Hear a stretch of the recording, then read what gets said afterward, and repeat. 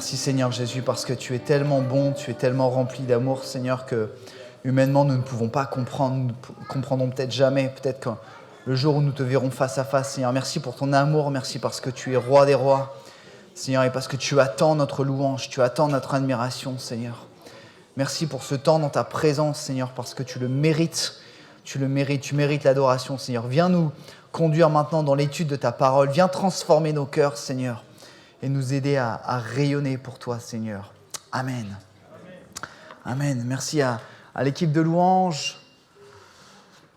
Soyez les bienvenus. Bonjour à tous. Oh, c'est un petit bonjour, ça. Soyez les bienvenus. Bonjour à tous. Ouais, voilà. Ça, c'est plus... Est-ce que vous êtes heureux d'être dans un rassemblement d'église ce matin? Est-ce que vous êtes heureux d'être à côté de personnes qui partagent la même foi que vous? Amen. Alors vous pouvez simplement faire un petit encouragement à la personne qui est à côté de vous derrière en disant « Je suis content d'être là avec toi. » Ouais, je suis content d'être là avec toi. Peut-être que je ne te connais pas, mais je suis quand même content. Voilà. Si c'est votre femme, dites-le, hein, parce que sinon, il pourrait y avoir interprétation. Voilà, soyez les bienvenus. On est content de se retrouver, comme chaque dimanche à 10h30 juste pour louer Jésus, en fait, pour exprimer notre foi de manière collective. On le fait tous, chacun, chaque jour. Notre relation avec Dieu est importante. Mais, je ne sais pas si vous savez, mais Dieu a créé l'Église parce qu'il voulait que son peuple, des gens, des multitudes, le louent. Et c'est la raison pour laquelle les gens, l'Église, se réunit dimanche après dimanche. C'est parce que c'est la volonté de Dieu. Bienvenue également si vous nous suivez sur la chaîne YouTube. Sans plus tarder, je vais rentrer dans le message que j'avais à cœur et j'ai pris du temps cette semaine pour prier et j'hésitais entre 3 thèmes pour ce matin. Et j'hésitais entre un message sur la vision de l'Assemblée. Vous savez, c'est très important de prêcher la vision de l'Église Vieilfoy, de la rappeler pour qu'on puisse l'imprimer, s'en imprégner. J'hésitais également avec ce qui nous empêche d'avancer avec Dieu, parce qu'on sait tous que dans notre vie, il y a des choses qui nous empêchent d'avancer avec Dieu. Vous savez ça? D'accord? Oui. Et j'hésitais également avec l'attitude du disciple de Jésus dans les conflits. Et finalement, le Saint-Esprit m'a dit, tu vas prêcher les 3. Voilà, donc je vais prêcher jusqu'à 15h. Non, en fait, le Seigneur m'a donné un message qui regroupe les 3. Et je voudrais faire un focus aujourd'hui sur le volet numéro 2 de notre vision à l'Église Vie et Foi. Nous avons une vision locale. Alors, est-ce que certains d'entre vous la connaissent? Alors, c'est bien de dire oui. Hein. Quelle est notre vision? Ah, mais le pasteur, il faut les pasteurs. Aimer Dieu, aimer l'Église en deuxième, et aimer son prochain. C'est très important. C'est la vision que le pasteur William a reçue à cœur et que nous voulons poursuivre parce que c'est important d'appliquer ces choses. Et je voudrais faire un focus, je voudrais faire un zoom sur le volet numéro 2 de notre vision locale, c'est-à-dire aimer l'Église. Et nous savons tous que l'Église, ce sont les gens. L'Église n'est pas un bâtiment. Merci Seigneur pour ce beau bâtiment, mais ce bâtiment n'est absolument pas sain. Vous le savez ça? Il est fait de placo et de toile d'araignée. Il n'est pas sain. Ce qui est sain, c'est ce qui est à l'intérieur. Amen. C'est nous, c'est l'Église. Et c'est bien d'aimer Dieu. La Bible nous dit, tu dois aimer Dieu en premier. Tu aimeras le Seigneur ton Dieu de tout ton cœur, de toute ta force. C'est bien d'aimer Dieu. C'est bien aussi d'aimer les gens qui ne connaissent pas le Seigneur, parce que Dieu nous demande d'aimer les gens qui ne connaissent pas. Mais on oublie souvent d'aimer celui ou celle qui est à côté de nous ce matin, qui s'appelle l'Église, le chrétien, la chrétienne. Et on doit prendre soin de l'Église. Et le titre du message ce matin s'appelle « Ce qui fragilise l'édifice ». Dans la Bible, l'Église est souvent comparée à un édifice. Alors, un bâtiment, une construction, l'édifice.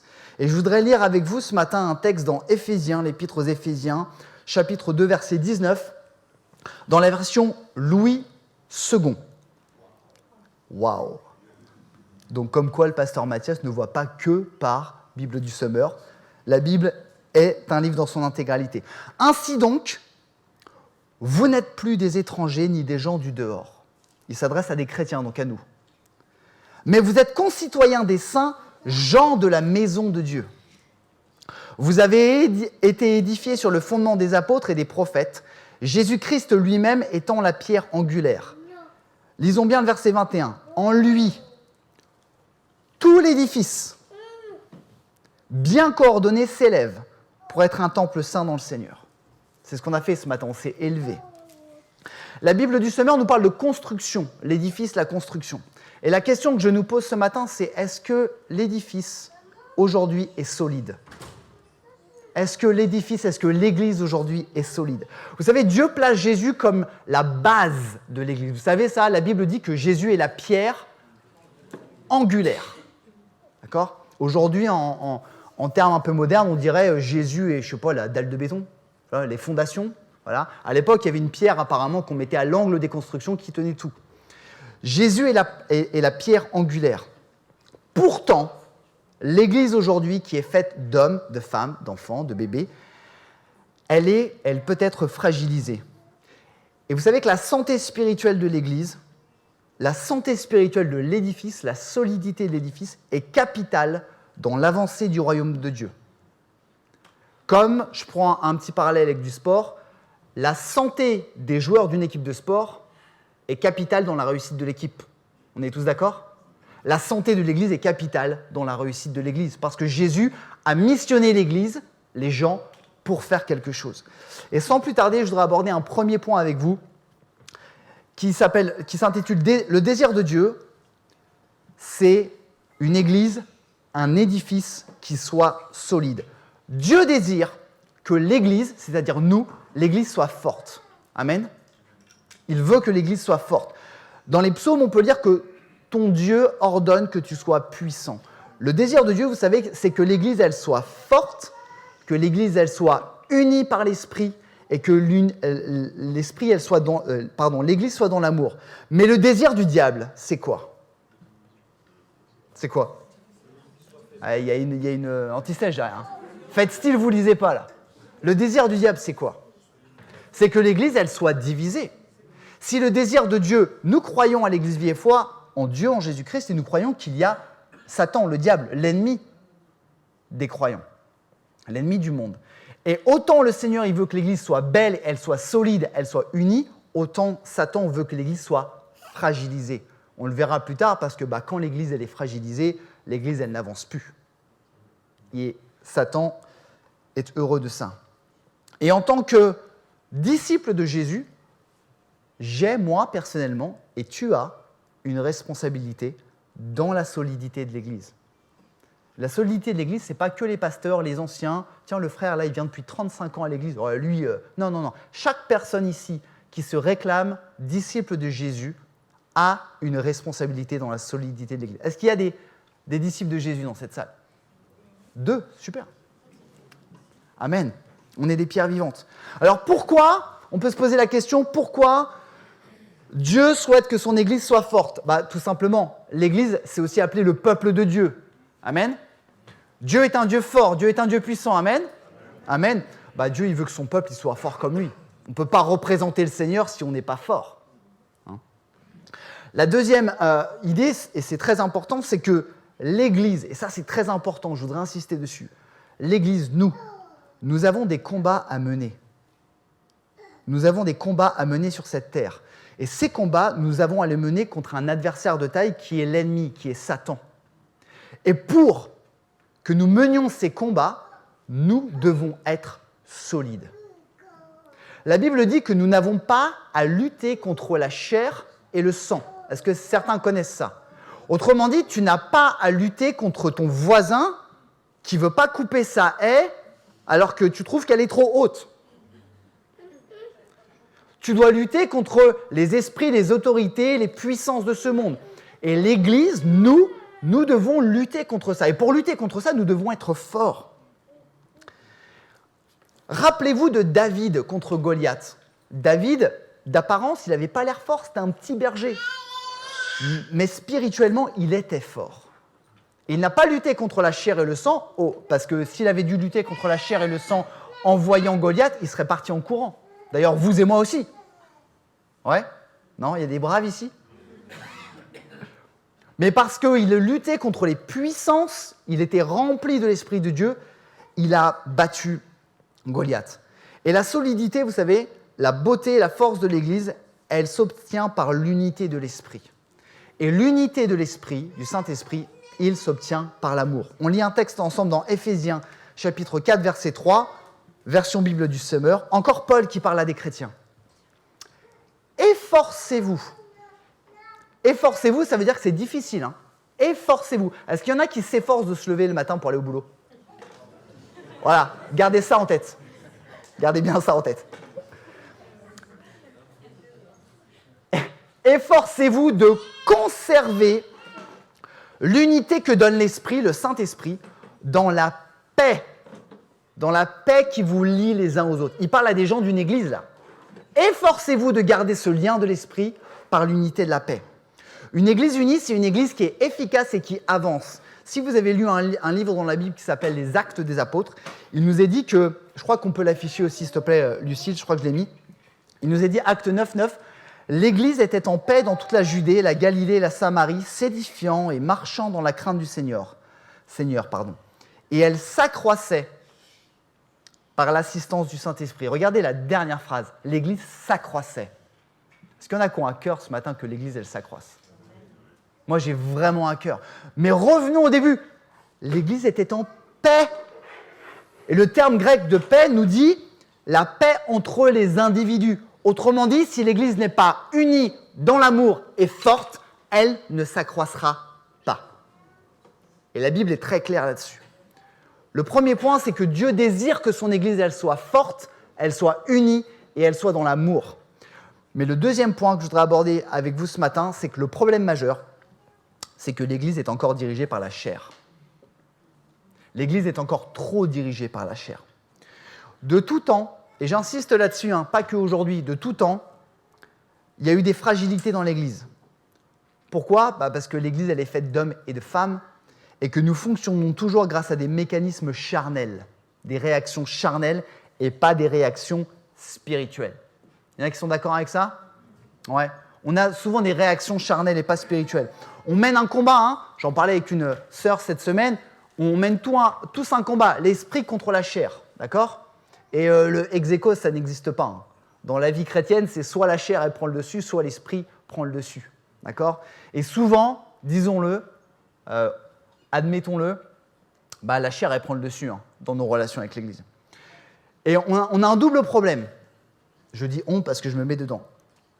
Nous faisons tous des maladresses et des erreurs dans nos relations les uns avec les autres. On est tous d'accord. On est tous maladroits. Ça, premier problème. Deuxième problème, c'est que quand on est face à un chrétien ou une chrétienne qui est maladroit avec nous, en tant que chrétiens, on réagit charnellement et on ne sait pas réagir par l'esprit et on réagit de manière maladroite. On est d'accord aussi avec ça ? L'Église a trop souvent, des réactions charnelles et non spirituelles. Au lieu d'être remplis de l'Esprit de Dieu dans nos relations les uns avec les autres, on parle des relations chrétiens-chrétiens là. Au lieu d'être remplis d'esprit et d'amour, nous sommes remplis d'orgueil, nous sommes remplis de susceptibilité, nous fuyons les situations de conflit, les situations embarrassantes, non, vaut mieux pas en parler, le frère je ne l'ai pas vu, il y a un problème là, ok ? Et quand il y a un problème, on fuit. Et c'est clairement pas l'attitude de Jésus. Quand vous regardez ça, c'est clairement pas l'attitude de Jésus. Alors vous allez dire, oui, mais aujourd'hui, est-ce qu'on est tous comme ça ? Aujourd'hui, oui, et avant, oui. Regardons les apôtres. Meilleur exemple, les apôtres de Jésus. Matthieu 22, 24. Les disciples eurent une vive discussion. Dans certaines traductions de la Bible, c'est marqué une dispute. Ceux qui étaient avec Jésus tous les jours, ils se disputent, ils se chamaillent. Il s'agissait de savoir lequel d'entre eux devait être considéré comme le plus grand. Orgueil. Et il nous est dit que Jésus quoi ? Jésus fit-il... non, j'ai rien entendu. Jésus intervint. Marc 9, 33. Toujours les disciples. Ils arrivèrent à Capernaum. Capernaum, c'est une ville où Jésus exerçait son ministère. Quand ils furent rentrés à la maison, Jésus leur demanda. Il savait déjà, Jésus. Il savait déjà de quoi ils avaient parlé. Mais je pense qu'il a fait style. De quoi avez-vous discuté en route ? Style, je sais pas. Hein.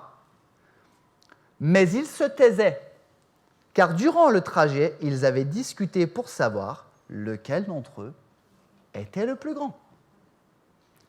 Ça, c'est pas l'œuvre de l'esprit. Vous savez, quand l'esprit, quand l'Église, quand nous sommes dirigés par la chair, l'édifice est fragilisé. L'Église, elle est fragilisée. La fragilité dans les relations de l'Église, ça crée des brèches. Et ces brèches, elles sont causées par quoi? Par mes réactions charnelles, par mon orgueil, par ma susceptibilité.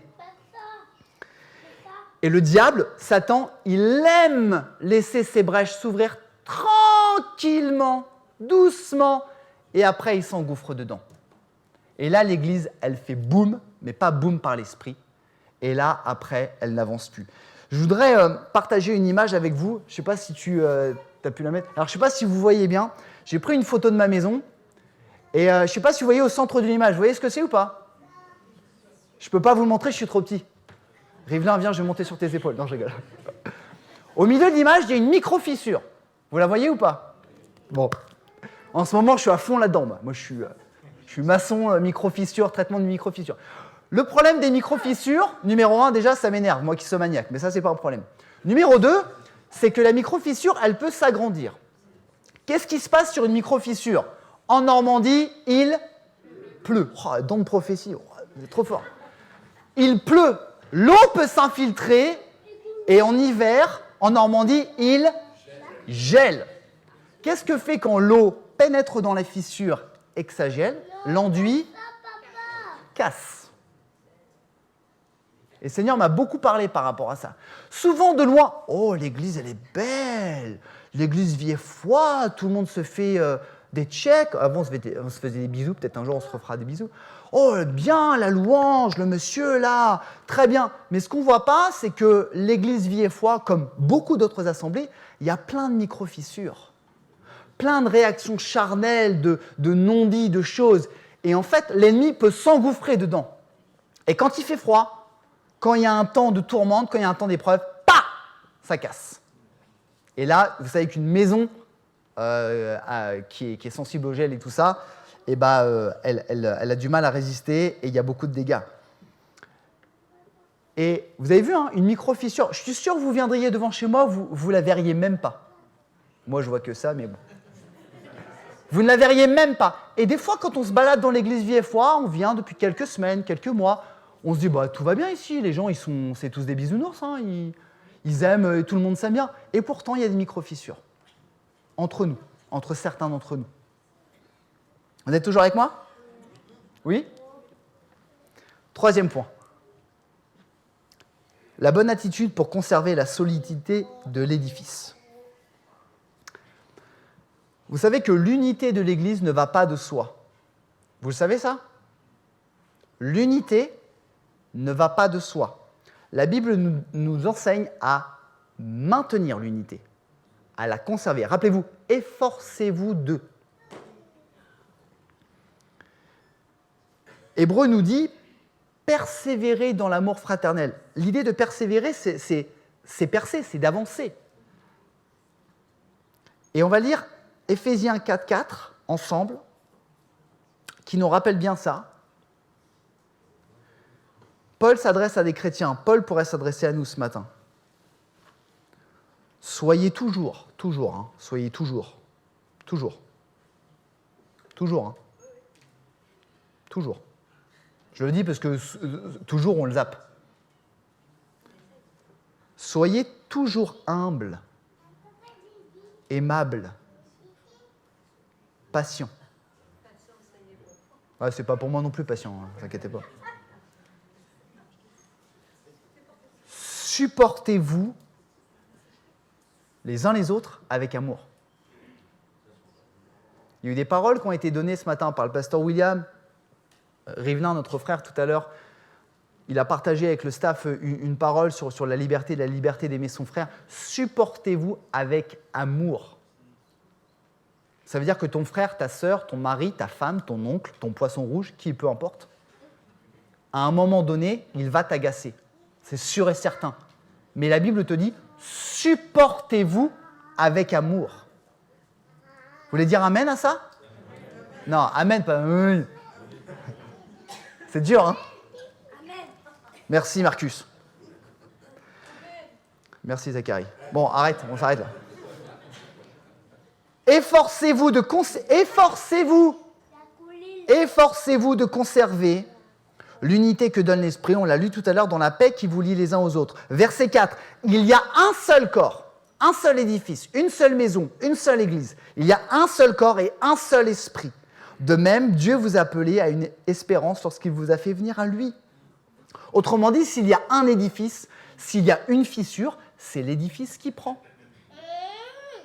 Et ce matin, pour terminer, je voudrais faire un focus, un petit zoom. Je voudrais m'arrêter sur un des moyens pour conserver notre unité. Il y en a plein. On pourrait partager plusieurs messages, mais je voudrais ce matin nous parler de la communication dans l'Église. La communication au sens de, l'apôtre Paul dit la paix qui vous lie les uns aux autres. La paix qui vous lie. Vous savez, aujourd'hui, on est à l'ère de l'hypercommunication. Hein, mais le problème, c'est qu'aujourd'hui, à l'ère de l'hypercommunication, les gens, ils ne parlent plus. Hein, on parle par le téléphone. D'accord ? On n'est plus capable de dire « tu m'as blessé, tu m'as fait mal », on va le mettre sur les réseaux sociaux. Hein, comme ça, on peut se lâcher, parce qu'on n'est pas capable de dire en face. Donc, on va se lâcher, comme ça, tout le monde le saura. D'accord ? On n'est pas capable. Aujourd'hui, à l'ère de l'hypercommunication, on préfère se taire que de parler des choses sensibles. Alors qu'il y en a qui étaient là quand on a abordé la question de l'argent il y a quelques semaines. Il y en a qui étaient là. Alors que comme l'argent, Jésus aimait parler des choses sensibles. Il aimait mettre le doigt là où ça fait mal. Nous, qu'est-ce qu'on fait ? On fait ça, on se tourne et puis on dit rien. Et on parle de la pluie et du beau temps. La Bible nous dit que les disciples, les apôtres, l'équipe de Jésus, ils avaient peur de poser des questions à Jésus parce qu'à un moment donné, ils ne comprenaient pas ce que Jésus disait. Ils avaient peur je ne sais pas de quoi ils avaient peur, mais ils avaient peur de poser des questions à Jésus. Souvent, frères et sœurs, on ne parle pas, on garde les choses pour nous, les frustrations, peut-être les conflits. Et la parole de Dieu, frères et sœurs, Jésus nous enseigne à dire les choses. Jésus nous enseigne à dire les choses. Mais à dire les choses avec amour. Petit détail. Il nous enseigne à dire les choses avec l'amour que donne l'Esprit de Dieu. Les gens qui disent « moi je vais lui dire ces 4 vérités » ou « je vais lui dire ce que je pense », ils n'ont rien compris. Parce qu'ils disent les choses avec la chair. Alors que Jésus nous demande de dire les choses avec l'Esprit. Vous me suivez ? C'est très important. On revient au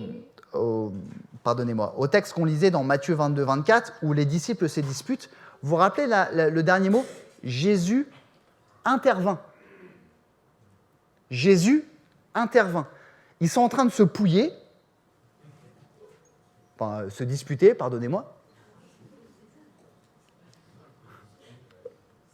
Je n'ai pas de mot plus... Ils font une rixe. Jésus aurait pu très bien, comme la plupart d'entre nous, faire le mort. Non, j'ai rien entendu. Ah tiens, je vais aller guérir quelqu'un là-bas, je reviens les gars. Non, Jésus intervint et dit, il dit, mais qu'est-ce que vous faites là ? Et il leur enseigne, le plus grand parmi vous sera le plus petit, et celui qui se mettra au service des autres sera le plus grand.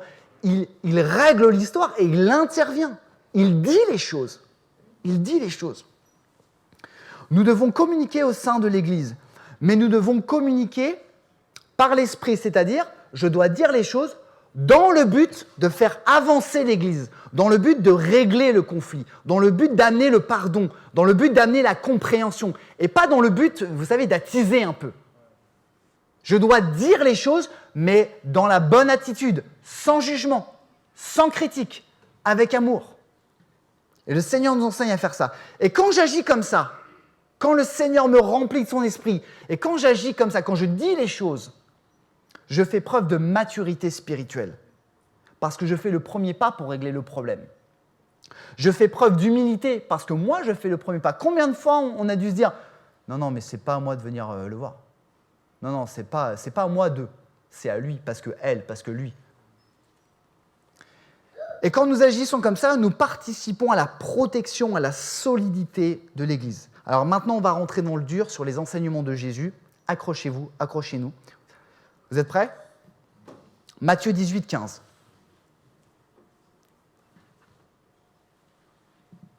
Si ton frère s'est rendu coupable à ton égard,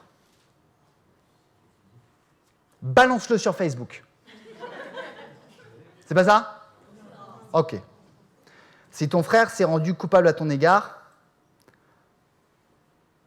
va le trouver. Arrêtons-nous un peu là. Va le trouver. Ton frère, ta femme, ton père, ta mère, peu importe. Va le trouver et convainc-le de sa faute. C'est pas dit juge-le, hein. Convainc-le, ouvre ton cœur. Dis-lui, mon frère, ma sœur, tes propos m'ont blessé. Mais que cela se passe en tête à tête. Ok ? Amen ? S'il t'écoute, tu auras gagné ton frère. S'il t'écoute. La parole de Dieu nous dit à la suite, s'il ne t'écoute pas, tu viens avec une autre personne, et puis il y a un protocole. Mais arrêtons-nous quelques instants. Je ne voudrais pas être trop long ce matin, mais combien de fois on n'ose pas aller voir quelqu'un, et plus la personne est proche, pire c'est. Hein ? On est d'accord ? Alors, si c'est ton frère, ta sœur, un ami, tu as à peu près la force. Ou alors, si c'est ta femme, si c'est ton père, si c'est ta mère. Si ton frère s'est rendu coupable à ton égard, va et trouve-le. Autrement dit, petite mise en scène. Je voudrais que ce soit très clair pour nous parce que je vois des choses, j'entends parler de choses et mon papa et tous les autres pasteurs de France et de Navarre entendent les mêmes choses. Autrement dit, si mon frère, Rivlin, que j'aime beaucoup, me dit quelque chose de méchant, je sais pas, dis-moi un truc méchant. Je sais pas, j'aime pas tes chaussures, par exemple. Non, ou je sais pas. La Bible m'enseigne, c'est un peu léger ce que je dis, mais c'est très pratique. Hein. La Bible m'enseigne à aller le voir, d'accord ? Moi, qu'est-ce que je vais faire ? Je vais aller voir Michel Ouallet, puis je vais lui dire « Dis donc, Michel, Rivlin, il m'a dit que mes baskets, elles étaient pas belles. Hein. T'as vu les siennes ?» Je fais complètement le contraire. La Bible m'enseigne à aller voir mon frère. Va et trouve-le. Et lui ouvrir mon cœur. Je suis content qu'il soit assis. Soit je réagis charnellement et je lui dis « Bah, de toute façon, mes baskets, elles sont plus belles que les tiennes. Ok ?» Soit je réagis par l'esprit en lui disant « Mon frère, je suis désolé de t'avoir pris. Hein. Mon frère, ce que tu m'as dit, en fait, ça m'a blessé. Je ne veux pas te juger, mais ça m'a vraiment blessé.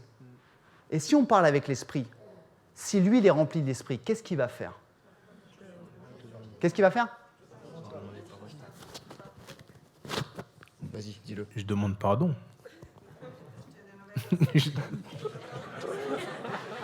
Non, je ne peux pas mettre ces baskets, elles sont trop grandes. Il va me dire, écoute, par exemple, c'était une maladresse, c'était une blague, je te demande pardon.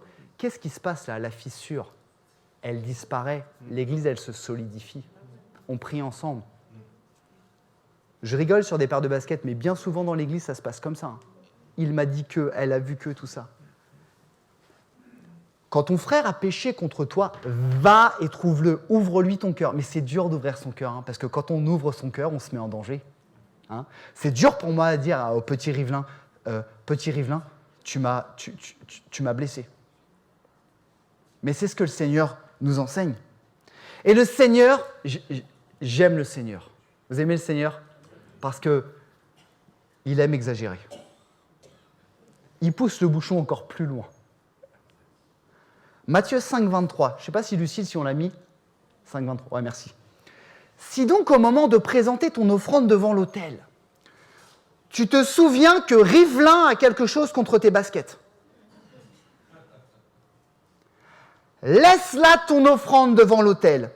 et va d'abord te réconcilier avec ton frère. Puis tu reviendras présenter ton offrande. Application pratique, il n'y a pas d'autel ici. On a des offrandes, on le fait bien sûr librement.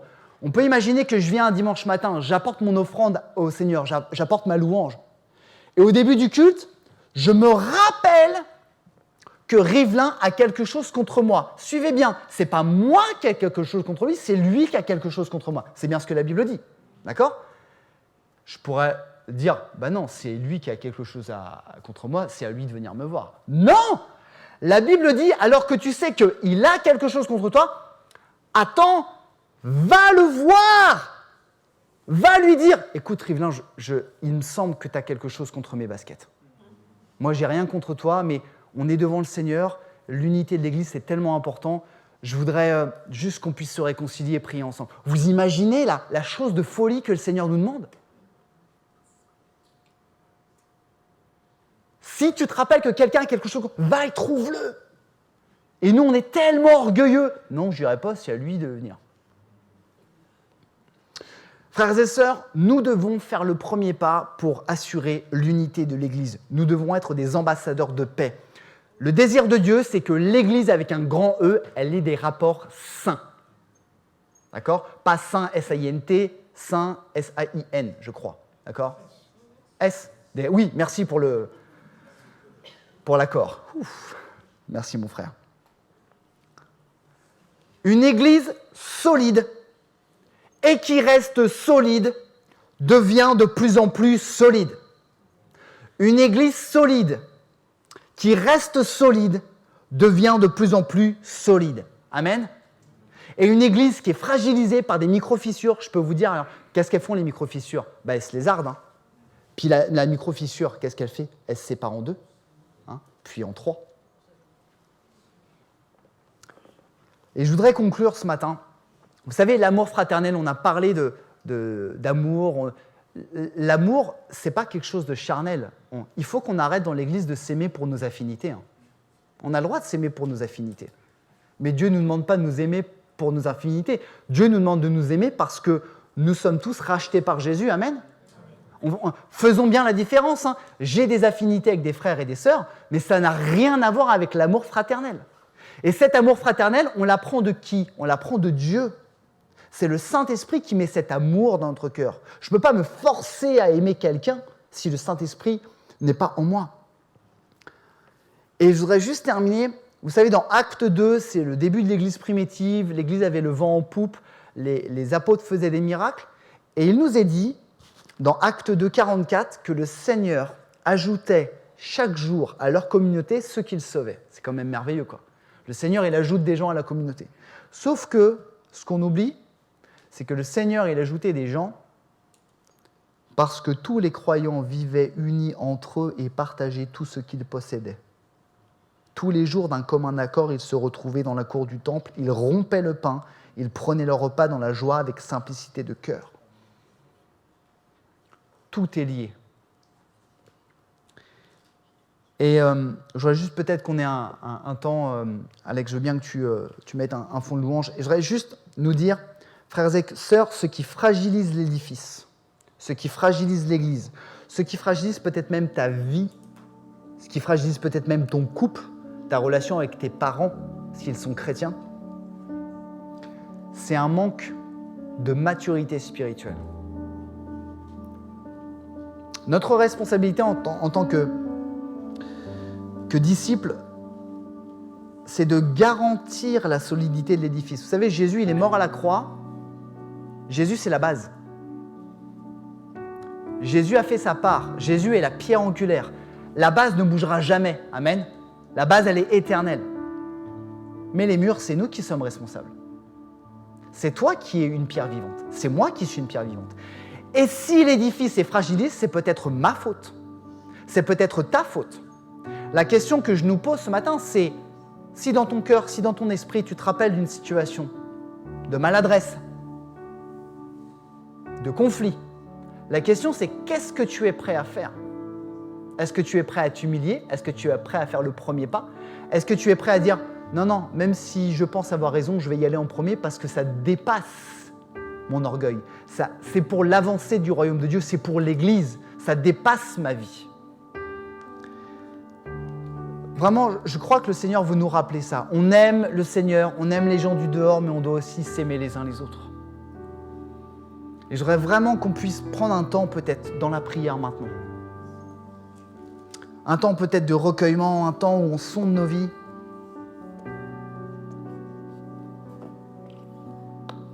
Peut-être un temps où on fait le bilan pour peut-être les semaines, les mois, les années passées. Peut-être qu'il y a une fissure qui date depuis des années. Peut-être que tu sens peut-être qu'avec une personne de l'Église, peut-être même d'une autre assemblée, il y a un malaise. La question c'est, qu'est-ce que je suis capable de faire pour être un ambassadeur de paix? Est-ce que je suis capable de m'humilier alors que ce n'est pas à moi de faire le premier pas? Est-ce que je suis capable, comme Jésus, de faire le premier pas et d'aller voir cet homme, cette femme, mon père, ma femme, mon mari, peu importe, et de dire, je sens qu'il y a un problème, on doit le régler, on doit en parler parce que nous sommes l'Église et parce que ce problème dépasse notre vie.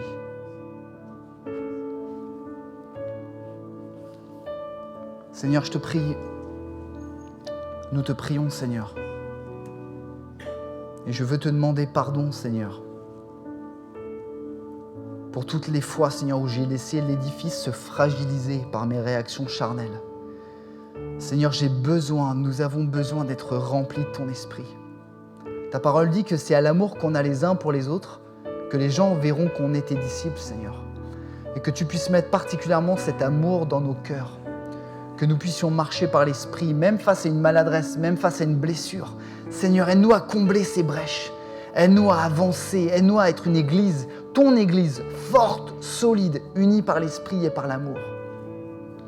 Je prie, Seigneur, pour ceux qui sont là ce matin et peut-être ceux qui nous suivent, Seigneur, qui peut-être font face à des situations, que tu puisses leur parler, Seigneur. Tu puisses leur donner la force par ton esprit de faire ce qu'il faut pour t'obéir et pour être unis les uns aux autres. Merci, Seigneur, parce que tu es un Dieu d'amour et parce que tu prends soin de nous chaque jour, Seigneur. Nous voulons vraiment te bénir et en tant que l'Église, nous voulons être une belle Église, une Église forte parce que tu es un Dieu fort. Merci, Seigneur. Amen.